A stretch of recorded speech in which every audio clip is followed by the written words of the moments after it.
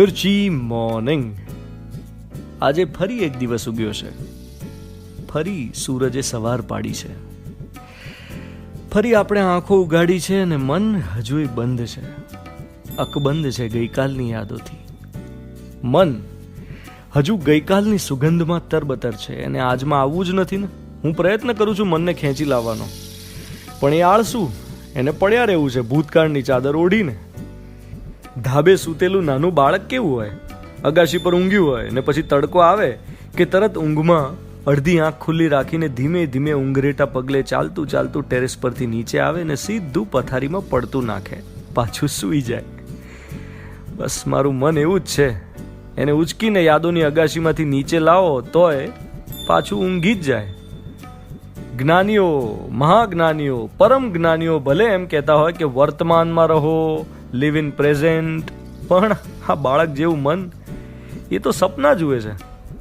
બધું પહેલાં જેવું થઈ જશે એવા સપના. બધું પહેલાં જેવું થઈ જશે.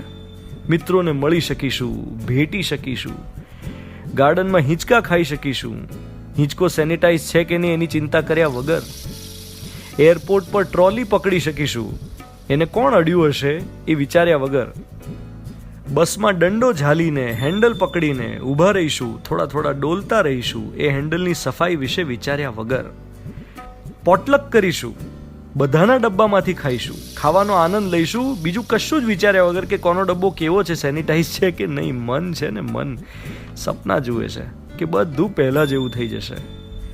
એ માનતું જ નથી ને કે હવે બધું કાયમ માટે બદલાઈ ગયું છે. કાયમ માટે. આજે ફરી બળબળતી બપોર થશે. સૂરજ આગ વરસાવતો હોય એમ તપશે, આપણને તપાવશે, તાપના તીણા તીર ભોંકશે અને મનની ભીતર અંગારનો ચરુ ઉકળશે. મન આકળ વિકળ થશે અને એ વખતે મનના માથે હાથ ફેરવવો પડશે. એ શીતળ લેપ કોનો હશે? સંવાદનો. કોઈ તો એવું હોય જ ને જેની પાસે આપણે ઠલવાઈ શકીએ. હું શોધી કાઢીશ મારી ફોનબુકમાંથી એક એવું નામ, એક અંગત નામ જેને વર્ષો પછી ફોન કરું તોય એમ જ લાગે કે હજુ ગઈકાલ તો મળ્યા હતા. સંબંધમાં કોઈ ગેપ જ ના પડ્યો હોય એવી વ્યક્તિ, કોઈ દોસ્ત, કોઈ વહાલું, એને કરીશ. આ મનની ફરિયાદ એને કરીશ. અને સામે એ જે મને સમજાવશે ને એમાં હું 50 આર્ગ્યુમેન્ટ્સ કરીશ. એ નહીં સમજે. હું 2 ઘડી ફરિયાદ કરીશ કે યાર કોઈ સમજતું કેમ નથી વેર આઈ એમ કમિંગ ફ્રોમ, હું શું ફીલ કરું છું, અનુભવું છું, કોઈ સમજતું કેમ નથી. અને પછી હું સમજી જઈશ કે એમનાય મનના પ્રશ્નો છે ભાઈ. એ માણસ છે, નાય સમજે. બધા આપણને સમજે એ જરૂરી નથી. સાંજ થશે.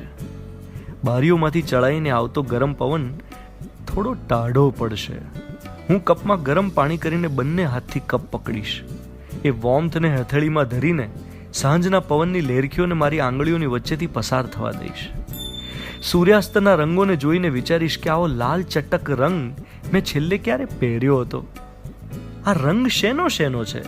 શૃંગારનો કે ક્રોધનો? વિશ્રામનો કે તૃપ્તિનો? 7 વાગ્યા પછીના અવાજ વિનાના શહેરની શાંતિમાં મારું મન ઘૂંટાશે. અજંપો, અંધકાર, એ નીરવતામાં જ આખું અસ્તિત્વ છે. એ અંધકારમાં જ અજવાળું સમાહિત છે. એ અજંપાની જ બીજી કોર, સુખ, તકીએ માથું રાખીને ઊંઘી રહ્યું છે. આ સમજણ સાથે દિવસ પૂરો થશે ને ઉગશે રાતરાણી. You are listening to Mirchi. હું છું ધ્વનિત તમારી સાથે. Good morning my dear.